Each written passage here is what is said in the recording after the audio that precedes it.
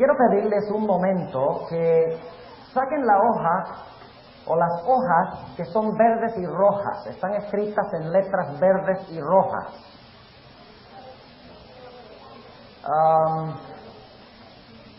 Ustedes notarán que el título de la hoja es Algunos paralelos entre Daniel 8 y 9, 11 y 12 y Apocalipsis. Al comienzo del tema esta noche vamos a analizar esto. Les voy a explicar cómo usarlo. Sin embargo, antes de hacerlo, vamos a inclinar nuestros rostros y vamos a pedir que Dios bendiga el estudio de su palabra. Amante Padre, en esta noche te damos gracias porque podemos reunirnos después de un lindo día de recreación para estudiar tu santa palabra. Pedimos, Señor, que vengas a nosotros por medio de tu Santo Espíritu y que nos enseñes lo que necesitamos indispensablemente saber. Te lo pedimos en el nombre de Jesús. Amén. Ahora ustedes deben tener la hoja en su mano. En realidad son 3 páginas. Ustedes notarán que en la columna izquierda tenemos la actividad o el evento. En la siguiente columna tenemos el versículo en Daniel 8 y 9 donde se encuentra esa actividad o evento. Luego en la siguiente columna tenemos donde se encuentra esa actividad o evento en Daniel 11 y 12. Y luego en la última columna tenemos donde se encuentra esa actividad o evento en Apocalipsis y en otras fuentes de la Biblia. Ahora, esto es muy útil. Tomé una buena cantidad de tiempo para preparar esto. ¿Por qué es útil? Por la sencilla razón de que ustedes pueden darse cuenta los paralelos tan tremendos que hay entre Daniel 8 y 9 y Daniel 11 y 12. Y pueden también analizar otras cosas que dice la Biblia sobre lo mismo. Ahora, esto les va a tomar un tiempo estudiarlo. Pero vamos a mirar un momentico, por ejemplo, la primera página. Y solo les voy a mencionar algunas cosas de la primera página como ejemplo. Ustedes notarán que Persia se encuentra en Daniel 8, 3 y 4 y versículo 20.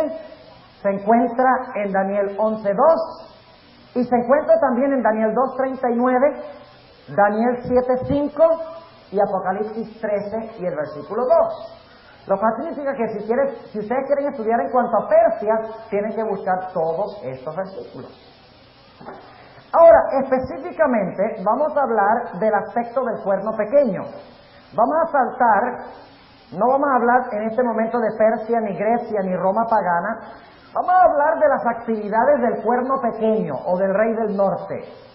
Ustedes notarán, unión de iglesia y Estado, es el número 4, allí no los tenemos enumerados, pero es el número 4, unión de iglesia y Estado. Se encuentra eso en Daniel 8 y 9 y también en Daniel 11 y 12, ¿sí o no? Claro que sí. ¿Qué tal el pisotear del santuario? ¿Se encuentra en los dos? Sí. ¿Qué tal quitar el continuo? ¿Se encuentra en los dos? Sí. ¿El quebrantar el príncipe del pacto está en los dos? También. ¿La abominación espantosa también se encuentra en los dos? También. ¿De que el poder será engañoso, sagaz y mentiroso está también en los dos? Sí. ¿La persecución de los santos se encuentra también en los dos pasajes? Sí. ¿El hecho de que será prosperado y le irá bien se encuentra también en los dos? Claro que sí. El hecho de que se engrandecerá también está en los dos. Ahora, el que hablará maravillas y blasfemias no se encuentra en Daniel 8, aunque está sobreentendido, porque en Daniel 8 se proclama Dios. Y luego se le llama rey en Daniel 8, y también se le llama rey en Daniel 11. Ahora entonces, yo pregunto, ¿representan Daniel 8 y 9 y Daniel 11 y 12 el mismo poder? ¿Están hablando del mismo poder? ¿Qué creen? Claro que sí, no hay duda alguna. Ahora quiero mencionar, antes de entrar a estudiar Daniel 11 y el versículo 31, Y vamos a tener que avanzar rapidito esta noche porque tenemos mucho que decir y estamos un poquito atrasados, pero tal vez aunque no podamos interpretar todas las frases y todas las palabras, ustedes ya saben más o menos cuál es la estructura. Pero en el libro de Daniel encontramos diferentes énfasis. Ustedes recuerdan que hay 4 bosquejos proféticos en Daniel, ¿verdad? El primero está en Daniel, ¿qué? Daniel 2. ¿Dónde está el segundo? Daniel 7, muy bien. ¿Dónde está el tercero? El tercero está en Daniel 8 y 9, porque el 9 es parte del 8. Las 70 semanas, que son la primera parte de los 2300 días que se menciona en el capítulo 8, están en el capítulo 9. Y luego, ¿cuál es el cuarto bosquejo? Daniel 11 y 12. Muy bien. Ahora escuchen lo que les voy a decir. Cada bosquejo enfatiza una obra diferente de Jesús. Enfatiza a Jesús de una forma distinta cada bosquejo. Se complementan, no se contradicen, pero cada bosquejo, Daniel 2, Daniel 7, Daniel 8 y 9 y Daniel 11 y 12, enfatizan alguna función especial del Señor Jesús. Si ustedes leen Daniel 2, encontrarán que el énfasis en Daniel 2 es de Cristo como el Rey de Reyes y el Señor de Señores. No hay duda, porque se menciona vez tras vez la palabra reino, un reino que no se corromperá, un reino que durará para siempre. El énfasis es que Cristo vendrá sobre las nubes a la tierra y establecerá un reino que nunca será corrompido. El énfasis en Daniel 2 es que Jesús es Rey. Ahora, el énfasis en Daniel 7 es que el Señor Jesucristo es juez. Ese es el énfasis, la función de Jesús, es que Jesús es juez. Y ustedes dicen, bueno, ¿cómo sabemos eso? Por la sencilla razón de que cada vez que el Señor Jesucristo va ante su Padre para recibir el reino, se enfatiza en el contexto de que el juez se sentó, los libros se abrieron, el juicio fue dado en favor de los santos. Ustedes pueden leerlo ahí en el capítulo 7. El énfasis es, Jesús es juez. Para que Jesús pueda ser rey, Él tiene que ser ¿qué? Él tiene que ser juez. El énfasis de Daniel 8 y 9 ya no es sobre Jesús como rey ni como juez.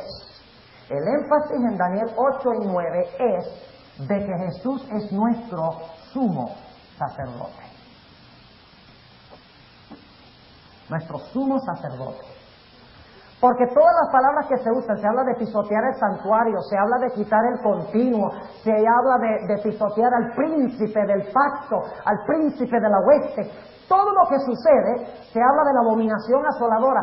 Todo lo que sucede tiene referencia con el santuario. Y ahora escuchen algo que les voy a decir, muy importante. ¿Por qué razón en Daniel 8 solamente se encuentran 2 bestias, mientras que en Daniel 7 tenemos 4? Esperaríamos que si Daniel 8 y 9 son paralelos a Daniel 7, entonces si Daniel 7 tiene 4 bestias, Daniel 8 debería tener ¿qué también? 4 bestias. Pero no hay 4 bestias. Babilonia no está, y ya les expliqué por qué. Pero hay un carnero que representa Medo-Persia, hay un macho cabrío que representa Grecia, y luego el cuerno pequeño que representa 2 fases de Roma, Roma pagana y Roma papal. ¿Por qué solamente 2 bestias? Les voy a explicar por qué. ¿Qué clase de bestias tenemos en Daniel 7? ¿Qué clase de bestias tenemos en Daniel 7? Bestias salvajes. Exactamente. Bestias salvajes. De rapiña. ¿Y qué es lo que hacen estas bestias? Se devoran una a la otra.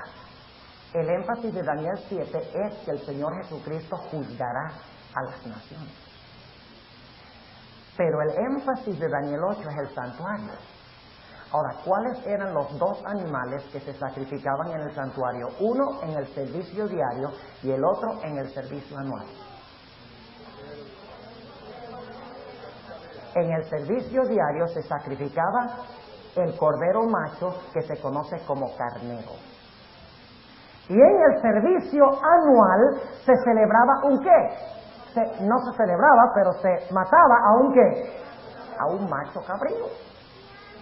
O sea que los animales de Daniel 8 indican que Daniel 8 está en el contexto de qué.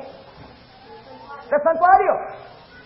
Que ya no es el énfasis de la lucha entre naciones y que Cristo le va a quitar el poderío a las naciones en el juicio, sino que el énfasis es que el Señor Jesucristo es el gran sumo sacerdote que está purificando el santuario. Ahora, en Daniel 11 y 12, el énfasis sobre Jesús es que Jesús es el libertador. El libertador. El pueblo está en peligro. El pueblo de Dios, el remanente, está por desaparecer de la tierra. Y cuando está a punto de desaparecer, ¿qué pasa? Se levanta Miguel. ¿Y saben lo que significa levantarse Miguel? Ya lo mencionamos. Significa cerrarse el juicio investigador. O sea, fíjense qué interesante. Escuchen bien. Daniel 8 y 9 habla del comienzo del juicio investigador. Mientras que Daniel 11 y 12 habla de qué? De la conclusión del juicio investigador.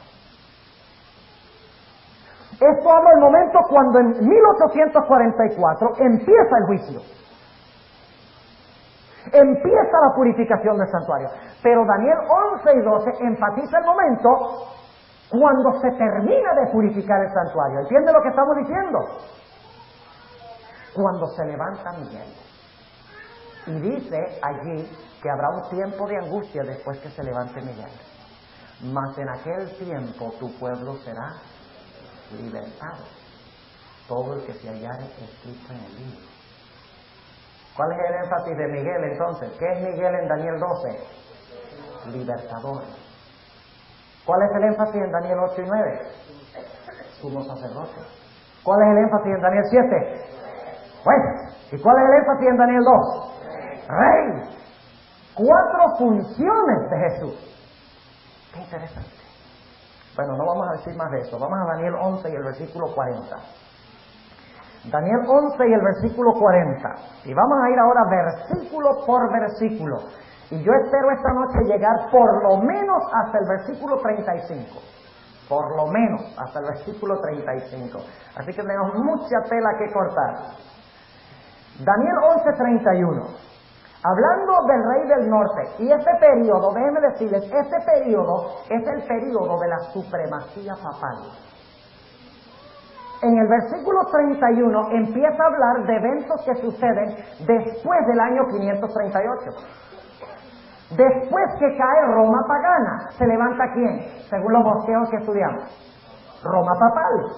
Así que empezando en el versículo 31 va a hablar de la carrera de Roma papal, especialmente en su fase histórica, durante los 1260 años. Ahora, ustedes recuerdan en Daniel 2 que se mezcló en los pies, ¿qué cosa? ¿Qué se mezcló en los pies? El hierro y el barro. ¿Qué representaba esa mezcla? ¿La unión de qué? De la iglesia con el Estado. Y lo vimos de la Biblia. Ahora, esto significa una mezcla ilegítima. Ahora escuchen cómo empieza el versículo 31. Dice, y serán puestos brazos de su parte. O sea que al papado, al rey del norte, se le brindarán brazos. Se pondrán brazos de su parte. Se pondrán brazos de parte del papado para ayudar al papado. Ahora, ¿qué es eso de brazos? Se pondrán brazos de su parte. ¿Cómo lo averiguamos? La concordancia. Ok. Están poco débiles esta noche ustedes. Noten Ezequiel 30. Vamos a Ezequiel el capítulo 30. Ezequiel el capítulo 30. Vamos a ver qué son brazos. La idéntica palabra. Ezequiel 30 y el versículo 22 hasta el versículo 25. Ezequiel 30, 22 al 25. No se pongan a especular lo que representa brazos. Búsquenlo. A ver en otras partes de la Biblia qué significa brazos. ¿Saben lo que significa brazos? Significa poderío militar. Poderío militar. Significa tener la ayuda de ejércitos. ¿Y los ejércitos y los militares de qué son? ¿De la iglesia o del Estado? O sea que tenemos una mezcla de qué en esta primera frase. De la iglesia y el Estado. Si es que los brazos representan poderío militar. Vamos a leerlo. Ezequiel 30:22. Por tanto así ha dicho el Señor Jehová: heme aquí contra Faraón, rey de Egipto, y quebraré sus brazos, el fuerte y el fracturado, y haré que la espada se le caiga ¿de dónde? ¿Por qué se le va a caer la espada de la mano? Porque el que tiene el brazo quebrado no le sirve la mano. Y luego dice, versículo 23, y esparciré los egipcios entre las gentes, y aventarélos por las tierras, y fortificaré, escuchen esto ahora, fortificaré los brazos del rey de Babilonia. ¿Ven? O sea que va a caer el rey de Egipto, porque se le va a quebrar el brazo, y en lugar de eso Dios va a fortalecer los brazos ¿de quién? Del rey de Babilonia. El poder político de gobernar de Babilonia. Y fortificaré los brazos del rey de Babilonia y pondré mi espada en su mano. Le quita la espada a Faraón, quebrándole el brazo, y le da la espada a Nabucodonosor, a Babilonia, fortaleciendo su brazo. Entonces, ¿qué representa el brazo? El poderío político. Y luego dice, mas quebraré los brazos de Faraón, y delante de aquel gemirá con gemidos de herida ¿de qué? De muerte. Fortificaré pues los brazos del rey de Babilonia, y los brazos de Faraón caerán, y sabrán que yo soy Jehová, cuando yo pusiere mi espada en la mano del rey de Babilonia, y él la extendiere sobre la tierra de Egipto. Entonces, ¿qué representan los brazos? El poder civil, o el poder político. O sea que el rey del norte no solamente iba a tener poder religioso, sino que iba a tener ¿qué? Poder político. ¿Encontramos eso ya en Daniel 2? ¿Con la mezcla del hierro y el barro? Claro que sí. Lo encontramos en Daniel 7 con el cuernito ese religioso que se levantó entre los 10 políticos. Sí. Lo encontramos en Daniel 8, donde se extiende el cuerno horizontalmente por toda la tierra, pero de repente se mete con Dios en el cielo. Sí. Entonces lo encontramos también en Daniel 11. Sí, pero se expresa de una forma distinta. Serán puestos brazos de su parte. Ahora, sigamos, dice, serán puestos brazos de su parte y contaminarán el santuario de la fortaleza. ¿Cuál santuario? Les pregunto algo, ¿el cuerno pequeño de Daniel 8 contaminó el santuario? Vamos a leerlo. Daniel 8. Y el versículo, empezando en el versículo 11. Aún contra el príncipe de la fortaleza se engrandeció, y por él fue quitado el continuo sacrificio, y el lugar de su santuario fue echado ¿qué? Por tierra. Ahora, si el lugar, escuchen bien, si el lugar de su santuario fue echado por tierra, es porque el santuario estaba ¿dónde? A ver, ¿qué pasa? Si el lugar del santuario echado por tierra, significa que estaba ¿dónde? En el cielo. Ustedes no pueden echar por tierra lo que está en la tierra. El lugar fue echado por tierra. Y luego noten lo que dice el versículo 12. Y el ejército fue entregado a causa de la prevaricación sobre el continuo sacrificio, y echó por tierra la verdad e hizo cuanto quiso, y sucedióle prósperamente. Y oí un santo que hablaba, y otro de los santos dijo aquel que hablaba: ¿hasta cuándo durará la visión del continuo sacrificio y la prevaricación asoladora que pone el santuario y el ejército para ser hollados? Y luego viene la respuesta: hasta 2300 días, y el santuario será ¿qué? Purificado. El cuerno pequeño de Daniel 8 hace lo mismo que el rey del norte de Daniel 11, ¿sí o no? ¿Se entrometen con el santuario? Sí. Ahora, cuando dice aquí que contaminarán el santuario de la fortaleza, ¿a cuál santuario se está refiriendo?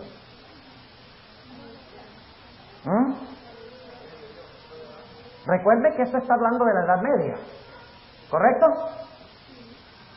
¿Cuál santuario había en la tierra durante la Edad Media?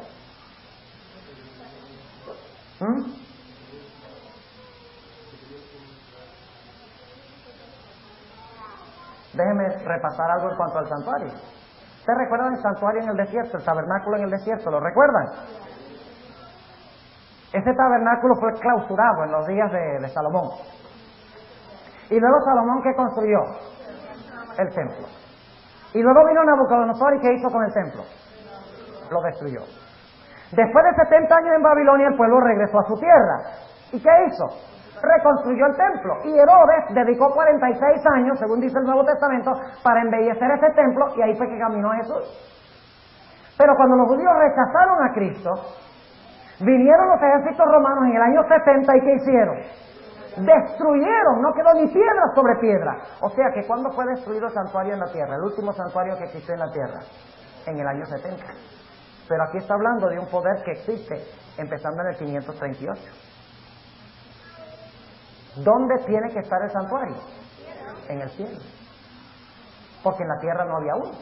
¿Cuánto entienden lo que estamos diciendo? Tiene que estar en la tierra. Perdón, en el cielo. Tiene que estar en el cielo, no en la tierra. Tiene que estar en el cielo.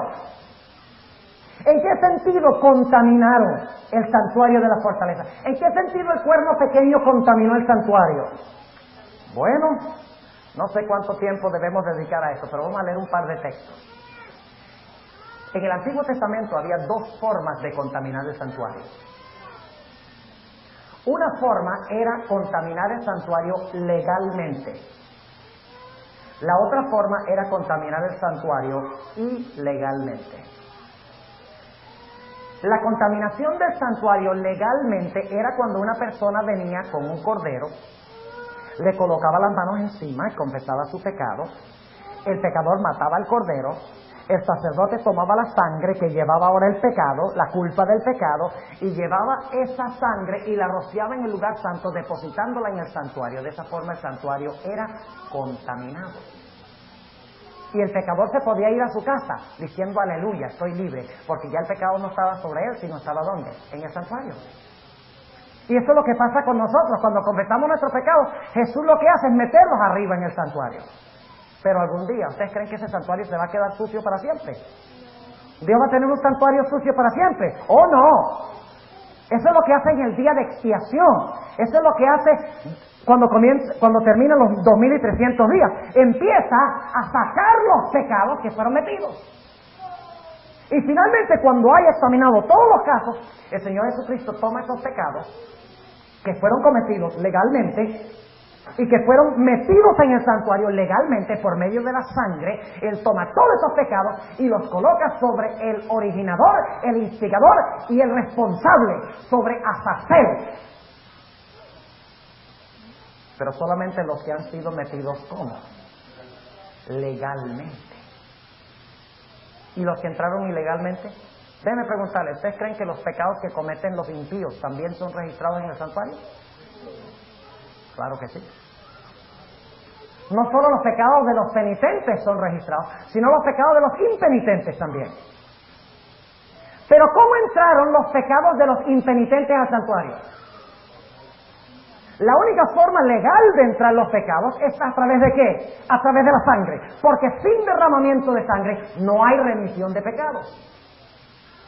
Pero los que cometen pecado abierto contra Dios, y vamos a leer algunos versículos ahora, como idolatría, como ofrecer sus hijos a Moloch, como pisotear el sábado del Señor. Oh, su pecado entra al santuario, sí, y contamina el santuario. Pero fíjense lo que pasa. En vez de recibir Azazel, los pecados de esas personas, como ellos no los metieron al santuario a través de la sangre, ellos sufrirán la pena, ellos mismos. ¿Cuántos entienden lo que estamos diciendo? Ok. Y ese es todo un tema, mire. Ahí está 2 cassettes en la serie sobre el santuario, que ya no hay, así que no es una propaganda. Hay 2 cassettes sobre cómo Dios se encargaba del problema del pecado y cómo soluciona finalmente el problema del pecado. La mayoría de las iglesias solamente tienen una perspectiva limitada de cómo se resuelve el problema del pecado. Dicen, oh sí, yo confesé mi pecado, Cristo lo tomó, aleluya. El pecado cuesta más que eso.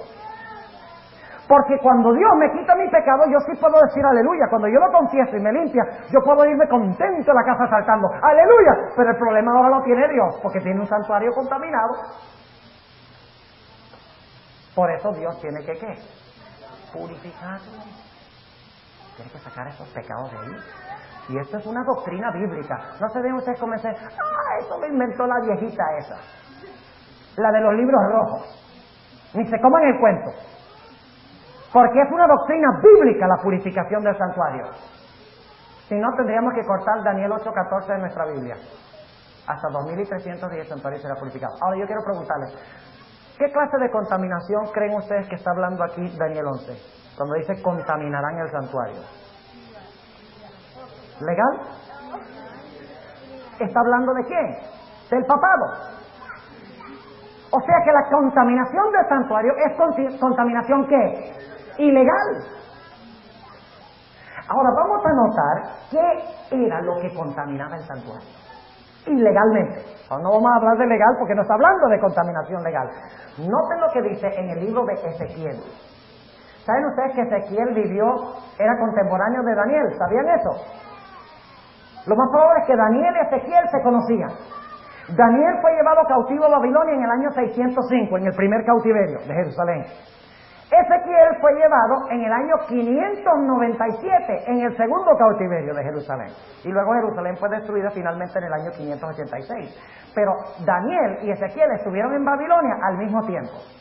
¿Creen ustedes entonces que Ezequiel podría tener algo que decirnos en cuanto a este asunto? De lo que significa contaminar el santuario. ¿Si eran contemporáneos? Yo creo que sí. Vamos al libro de Ezequiel.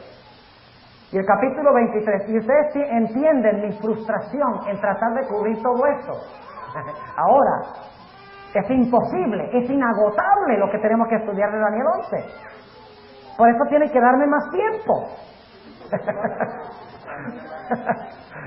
Ok, note lo que dice aquí en el libro de Ezequiel, el capítulo 23. Tengo como 15 versículos que quisiera leer, pero vamos a leer Ezequiel 23 y vamos a leer empezando en el versículo 37. Ezequiel 23 y el versículo 37. Y escuchen bien qué es lo que contamina el santuario ilegalmente. ¿Entienden lo que quiero decir por ilegalmente? Ok, dice en el versículo 37. Versículo 36. Y díjome Jehová, hijo del hombre, ¿no juzgarás tú a Ahola y a Aholiba y les denunciarás sus ¿qué? Sus abominaciones? Porque han adulterado. La Iglesia Católica estaba adulterando durante la Edad Media. Fornicando, sí. ¿Qué significa fornicación? Fornicación espiritual, claro que sí. Y hay sangre en sus manos. ¿La Iglesia Católica derramó sangre inocente durante la Edad Media? Sí. ¿Y han fornicado con sus ídolos? La Iglesia Católica es una iglesia idólatra. ¿Sí o no? ¿No lo creen? ¿Cuántos aquí han sido católicos antes de ser adventistas? O la Iglesia Católica, ustedes entran y la iglesia por dentro está pegadita con solo el púlpito. ¿Ah? ¿Qué es lo que hay en la Iglesia Católica? Está lleno de santos y de reliquias y de imágenes. Idolatría. Sigue diciendo. Han fornicado con sus ídolos. Ya tenemos en la lista que adulterio, derramamiento de sangre inocente, fornicación, y aún sus hijos que me habían engendrado hicieron pasar por el fuego quemándolo. Y usted dice, pero la Iglesia Católica no hizo eso. Y es verdad que la Iglesia Católica no lo hizo literalmente, pero saben ustedes, tenemos que analizar por qué los padres quemaban a sus hijos en el Antiguo Testamento. Ellos tenían el concepto de que Dios es un Dios tirano y sanguinario, que se siente en su trono y tiene en sus manos rayos que son lanzas en la mano de Dios, y que Dios está esperando nada más ver que un pecador se desvíe de Dios, y cuando se desvía de Dios, ¡pum!, le tira el rayo y lo mata. Si ustedes no creen eso, recuerda a Martín Lutero. Un día estaba caminando y cayó un rayo y dice, ¡ay, Señor, me vuelvo un monje! ¿Sí? Por eso se volvió un monje, por susto, no por gusto.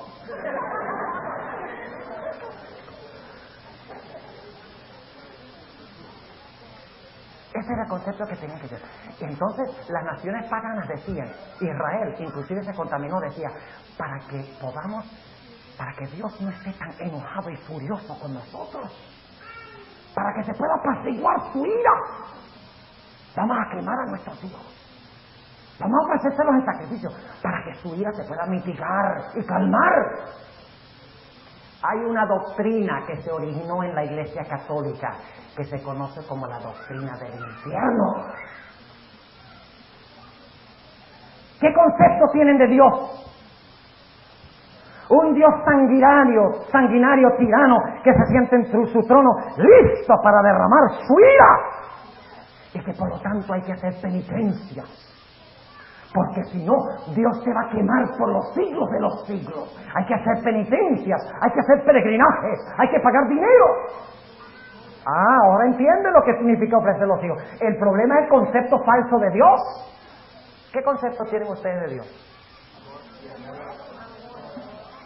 Saben que en la iglesia adventista hay dos extremos ahora. Un extremo dice: hola papito, demasiado frescos con Dios. Y hay otros que dicen: hola papá.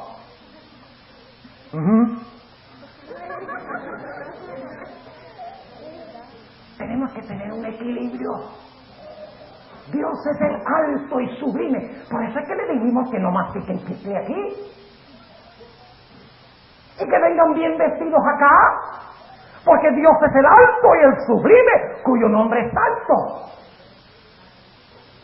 Pero también es el que viene como un padre a habitar con el humilde y contrito de corazón. ¿No es la misma relación que tenemos con nuestros padres? ¿No le debemos respeto a nuestros padres? Claro que sí, pero ¿los amamos al mismo tiempo? La imagen de Dios es muy importante. Bueno, ahí se nos fueron 5 minutos más. Versículo 38. Aún esto más me hicieron. Contaminaron mi... ¿Cómo? La idéntica expresión. Contaminaron mi santuario en aquel día. ¿Y qué más? Y profanaron mis sábados. La Iglesia Católica no hizo eso.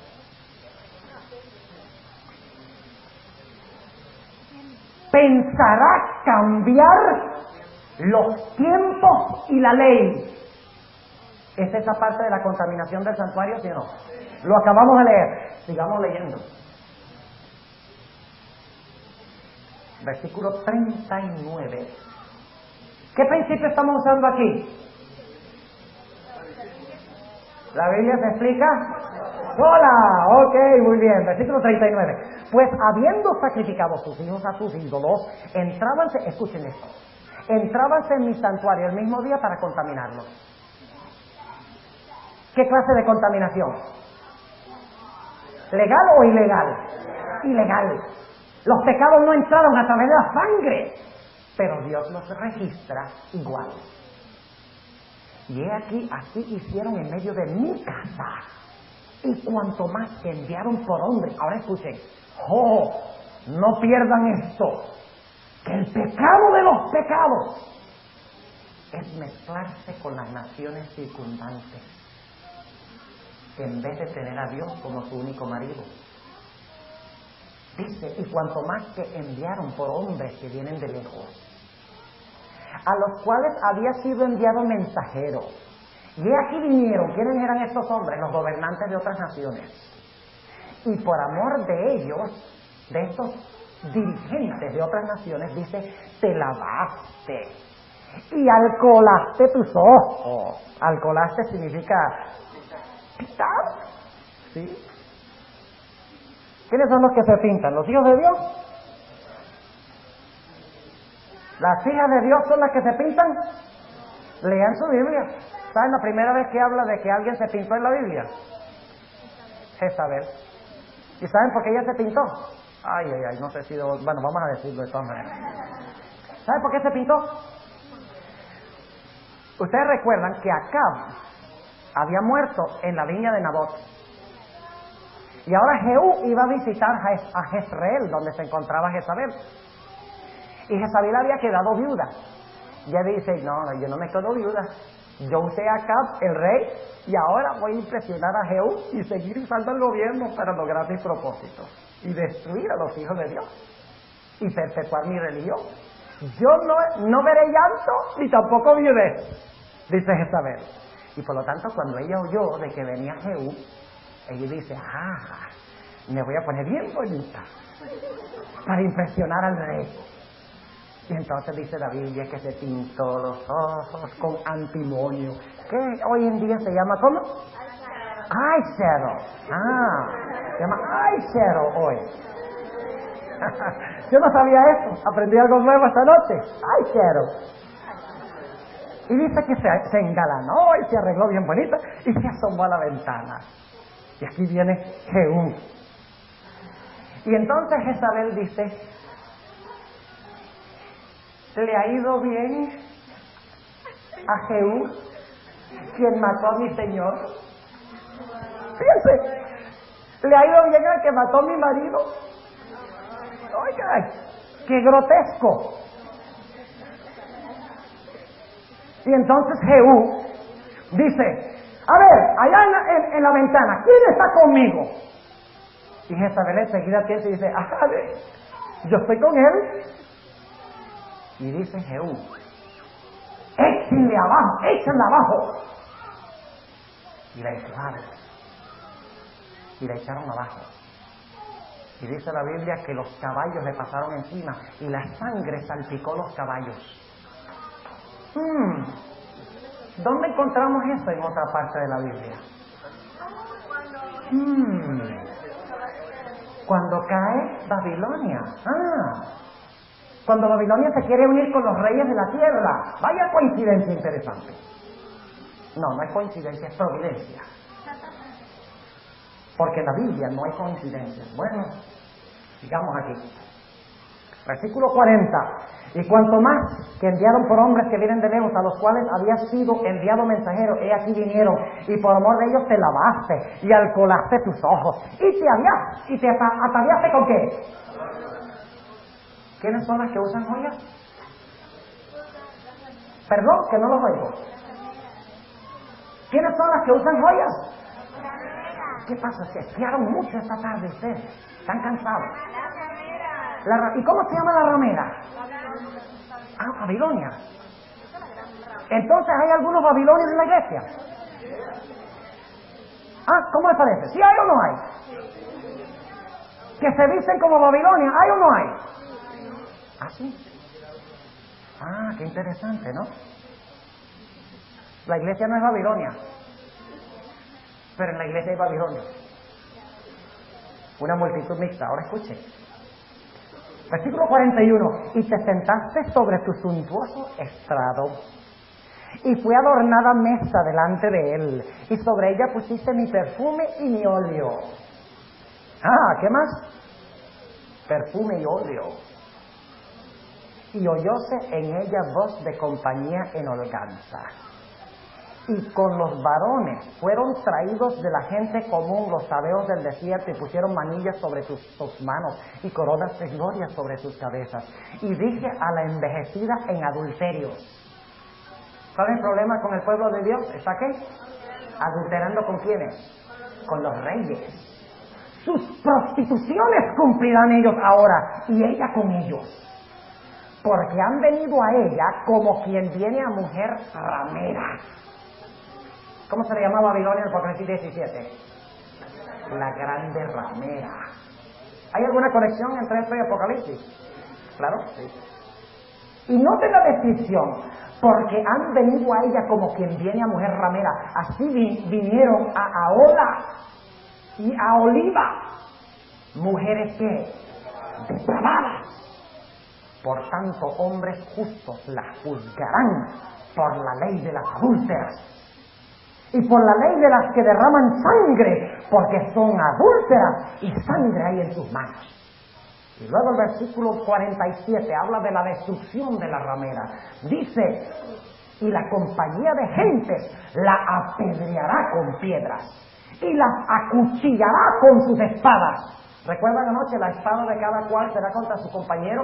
Las espadas que eran para destruir el pueblo de Dios, ¿destruirán a quién? A la ramera Babilonia. Dice, matarán a sus hijos y a sus hijas, y sus casas consumirán ¿con qué? Con fuego. Y Apocalipsis 18 dice que Babilonia será quemada ¿con qué? Con fuego.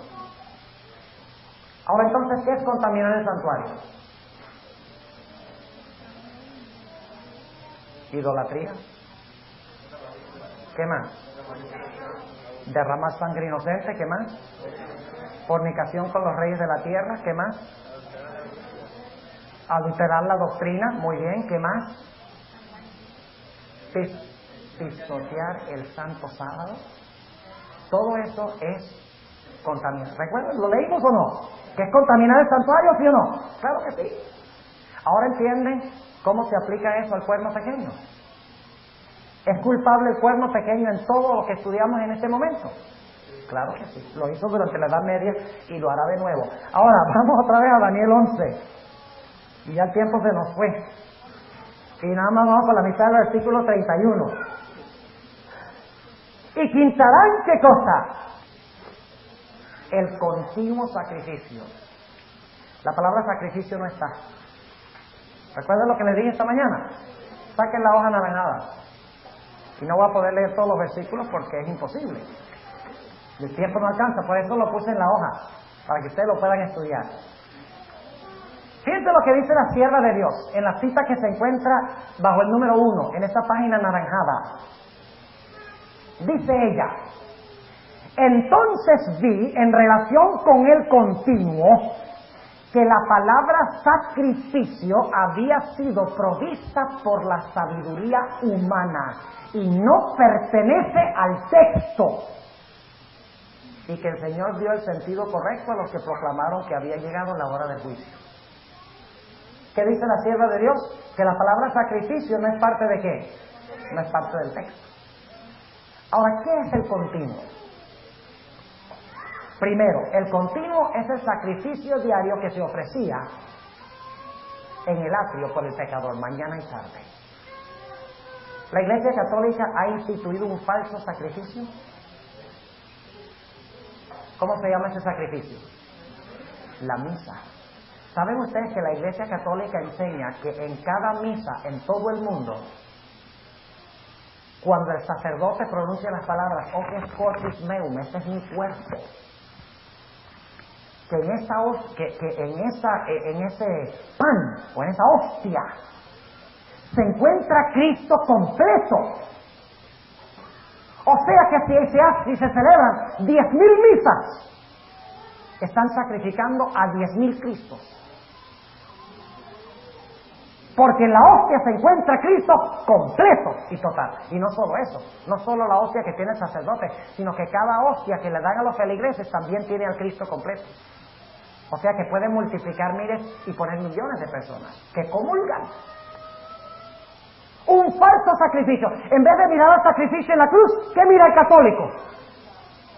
El falso sacrificio de la misa. ¿Entienden? O sea que el papado quitó ¿qué cosa?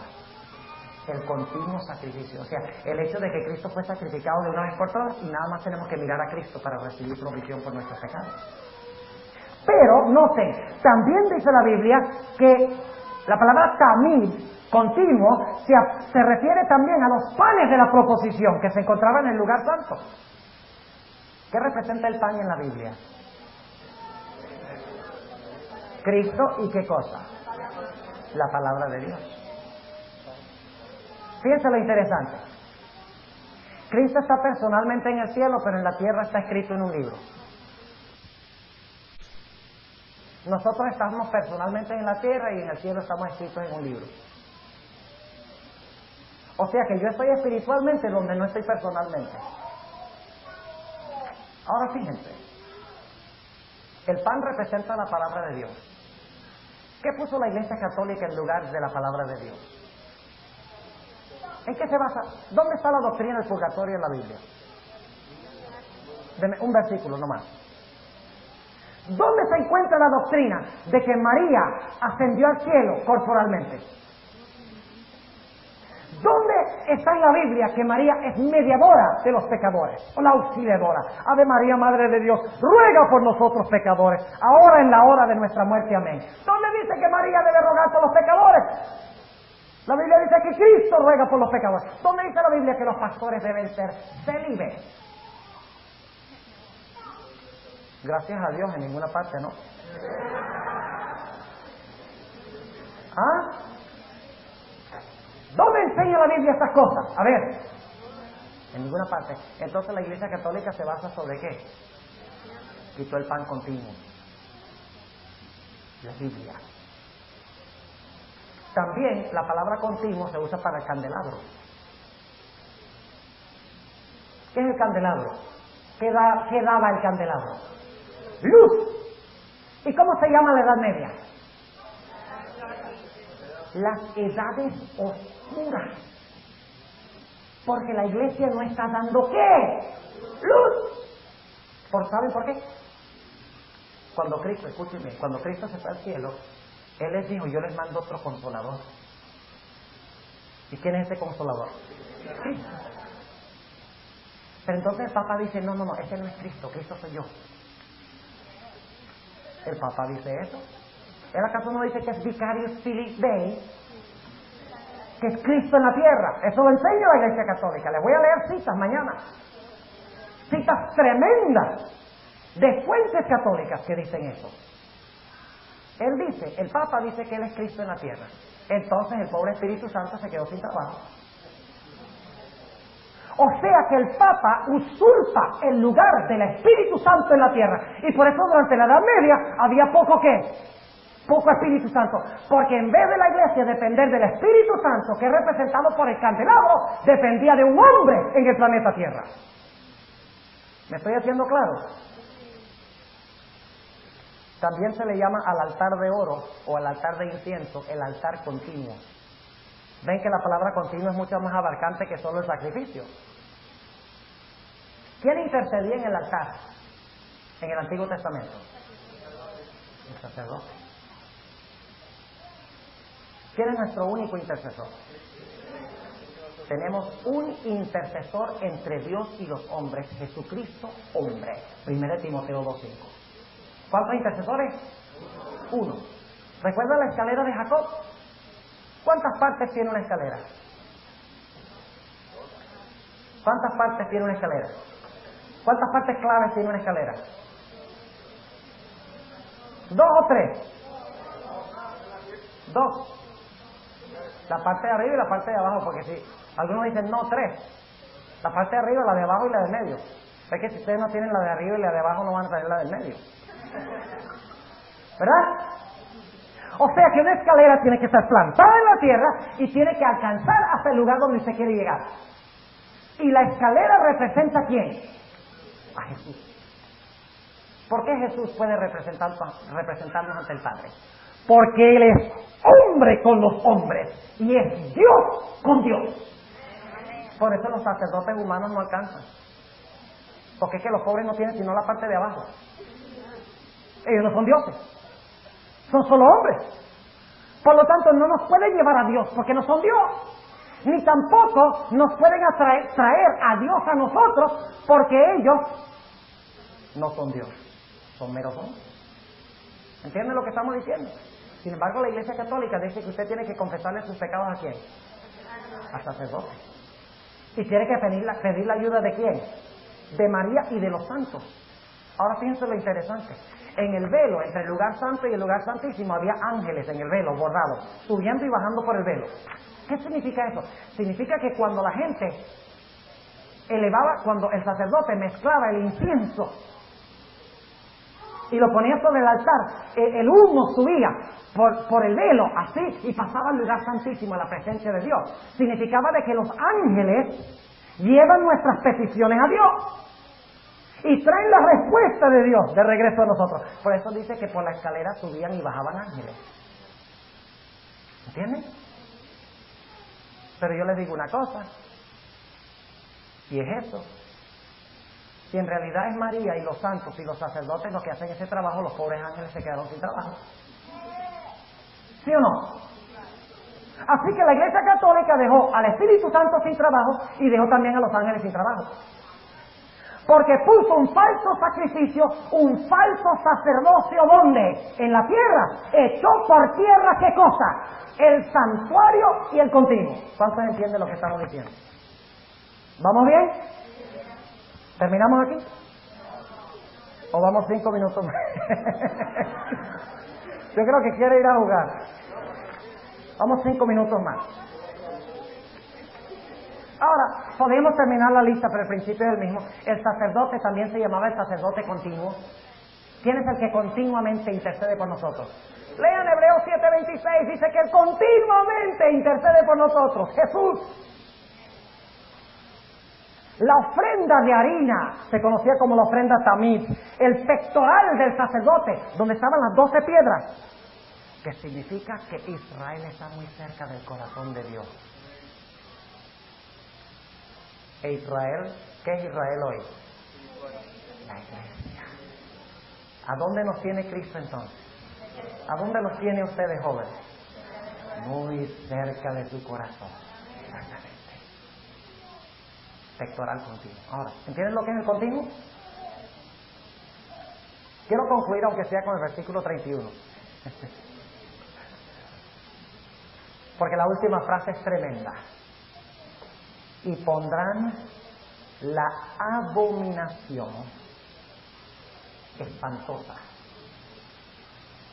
La abominación espantosa. Ahora, permítame decirles que la palabra espantosa no aparece. En realidad la traducción no es espantosa. Es la abominación asoladora o desoladora, la traducción correcta. Es la palabra hebrea, la palabra que traduce espantosa es la palabra hebrea shamem. Y en varios versículos se enfatiza de que es una abominación que trae asolación o desolación como resultado. O sea que son unos pecados tan terribles que el resultado es que trae asolación o desolación. Vamos a leer algunos versículos. En el mismo libro de Daniel. Vamos a Daniel el capítulo 8 y el versículo 13. Daniel 8 y el versículo 13, donde se usa la palabra shamem. Dice en el versículo 13, y oí un santo que hablaba, y otro de los santos dijo a aquel que hablaba, ¿hasta cuándo durará la visión del continuo y la prevaricación asoladora que pone el santuario y el ejército para ser hollados? Ahí habla de la prevaricación asoladora, es la misma palabra que encontramos en Daniel 11. Noten también lo que dice Daniel 9 y el versículo 26. Y después de las 62 semanas se quitará la vida al Mesías, y no por sí, y el pueblo de un príncipe que ha de venir destruirá la ciudad y el santuario. Con inundación será el fin de ella, es decir, de la ciudad, hasta el fin de la guerra será asolada, salada con asolamientos. Y en otra semana confirmará el pacto a muchos, y a la mitad de la semana hará cesar el sacrificio y la ofrenda, y después, con la muchedumbre de las abominaciones, será el qué. Ahí están las dos palabras. Con la muchedumbre de abominaciones será el qué. El desolar. La idéntica palabra shamem. Pero se traduce en Daniel 11 con la palabra espantosa. Mientras que aquí se traduce con la palabra asoladora. Déjenme darle algunos versículos que ustedes pueden buscar que indica de que está hablando de desolación o asolación. Una abominación que trae desolación y asolación y destrucción. Voy a mencionarle nada más los versículos para que ustedes los busquen.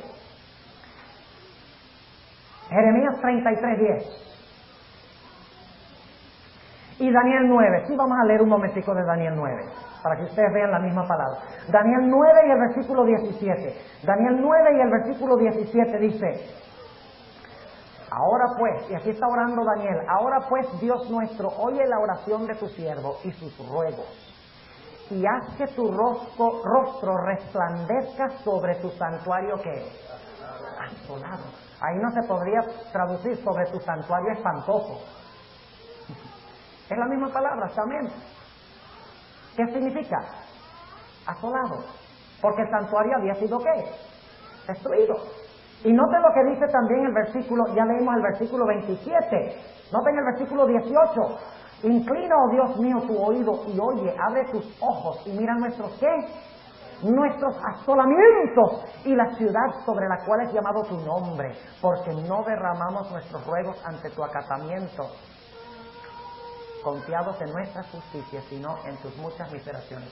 O sea que esa expresión, abominación espantosa, significa la abominación que trae como resultado desolación. Ahora, ¿qué quiere decir esta palabra abominación?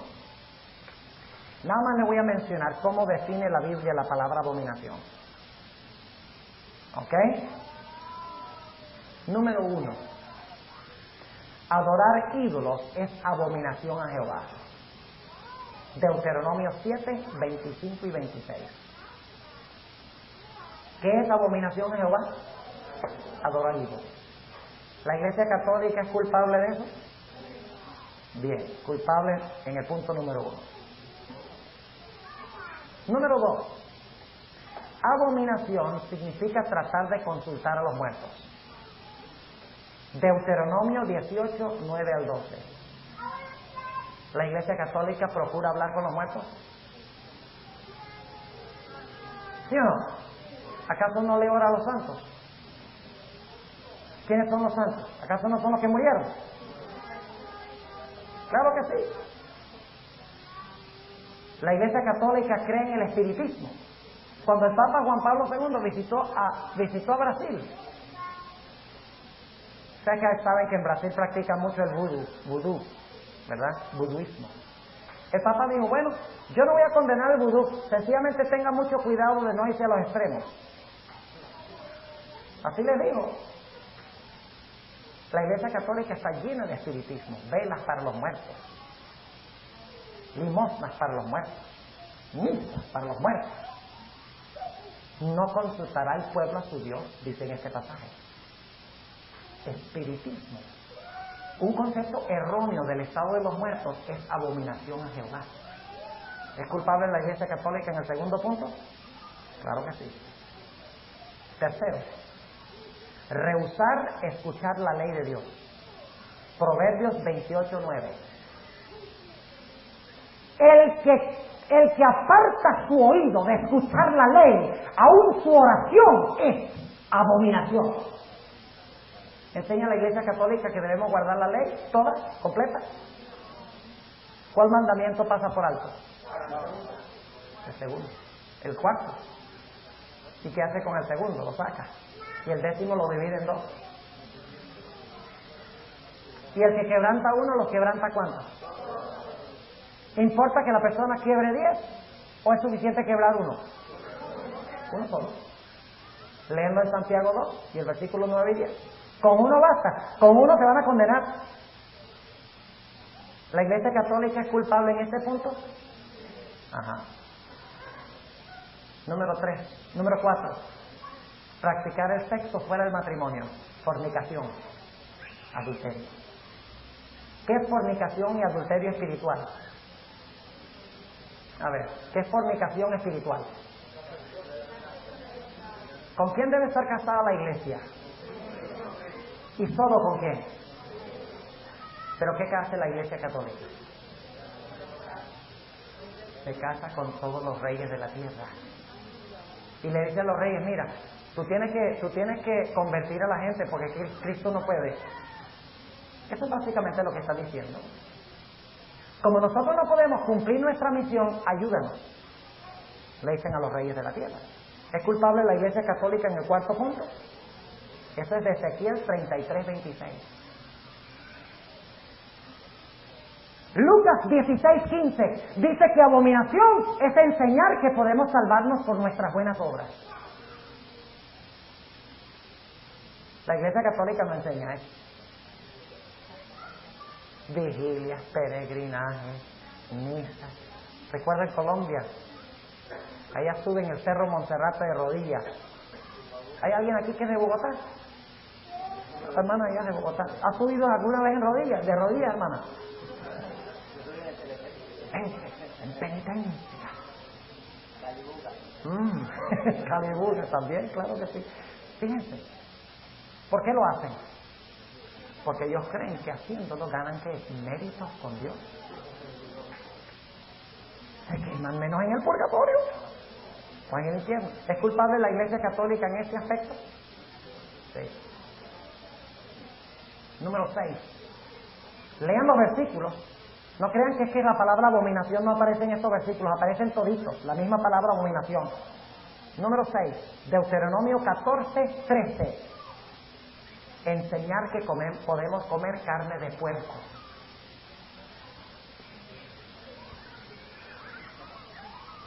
¿Cuántos de ustedes conocen a un católico que dice, no, yo no como carne de puerco porque la Biblia lo prohíbe? ¿Ah? Es abominación comer carne de puerco. Y una iglesia que enseña que se puede comer carne de puerco es abominación a Jehová. Porque la iglesia debe cuidar la verdad de Dios. ¿Es culpable la Iglesia Católica y las protestantes en esto también? Claro que sí. Escuchen bien ahora. Aquí viene el clave de todo. Ezequiel 8:15 al 17.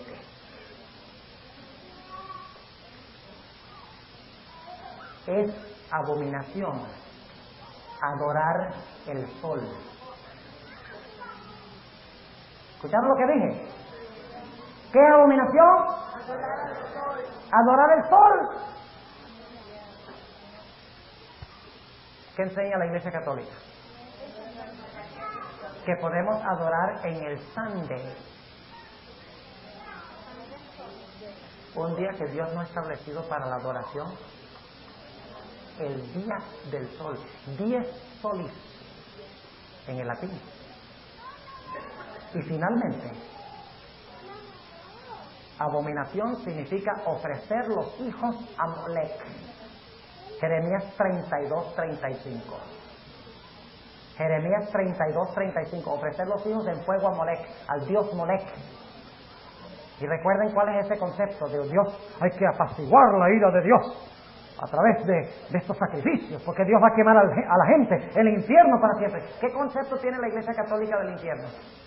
¿De que los malos se van a quemar y ya se quemaron y desaparecieron para siempre? No, enseña un infierno eterno. ¿Qué imagen da eso de Dios? Un Dios sanguinario, un Dios tirano, un Dios que se deleita en el sufrimiento de los pecadores.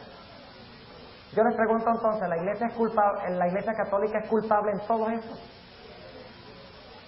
Y les pregunto, ¿estas abominaciones van a traer desolación en el mundo? Es la abominación asoladora que trae desolación. ¿Y de dónde sacamos todo esto? ¿De mi cabeza? Jóvenes y hermanos, yo espero que cuando concluya esta semana, y ya no vamos a decir más, vamos a quedarnos... El versículo 31 es el más largo que vamos a estudiar, así que no se asusten. Mañana vamos a cubrir bastante material. Pero hay 4 frases aquí que hay que entender para saber que la Iglesia Católica hizo precisamente esto. El cuerno pequeño hizo esto durante la Edad Media. Si ustedes solo aprendieron una cosa esta semana, una nada más, y no aprendieron más nada, ¿qué me dirían ustedes que es lo que aprendieron? La Biblia se explica sola con una concordancia. ¿Cuántos creen que esta es la lección central que hemos estudiado esta semana? Muy bien. ¿Cuántos creen que la lección central es que creemos en historicismo? Los mismos. ¿Cómo podemos tener 2 lecciones centrales? Bueno, las 2 son centrales. Una lleva a la otra. ¿Entendieron el versículo 31? ¿Cuántos entendieron el versículo 31? Ahora escuchen bien, mañana en la mañana, si ustedes no vienen mañana en la mañana, se van a arrepentir. Porque mañana en la mañana voy a tomar los primeros 10 minutos de la sesión para hablarles un poco más de lo que significa la abominación desoladora.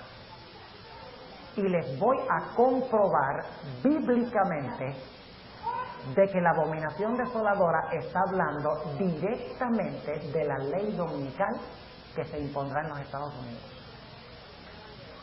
Porque la palabra abominación se refiere ¿a qué? A la adoración al sol. Y va a ser fascinante el estudio. En 10 minutos les voy a dar lo que tomo 2 cassettes para hacer. Pero les voy a dar la idea. Les voy a mostrar que la más grande abominación de todas las abominaciones es imponer la observancia del día del sol y obligar a la gente a guardar ese día. Muy bien, nuestro tiempo se fue hace tiempo y necesitamos terminar. Vamos a colocarnos de pie y vamos a pedir la bendición de Dios. Amante Padre Celestial, en esta noche te damos gracias que nos has mostrado tan claramente cuál es el poder que se ha opuesto a tu voluntad durante la Edad Media. Sabemos, Señor, que la razón por la cual tú haces esto es porque tú queremos que escapemos de esos poderes.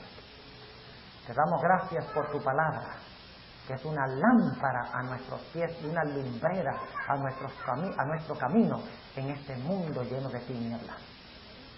Te pido, Señor, que bendigas a esta preciosa juventud que tú amas y que yo amo. Te ruego, Señor, que tú les ayudes a ver la belleza de tu santo libro, que los ayudes a estudiar, a no perder el tiempo, que los ayudes a seguir tu voluntad como se revela en tu palabra, aunque se desplomen los cielos. Gracias, Señor, por escuchar nuestra oración y por habernos acompañado. En el nombre de Jesús. Amén.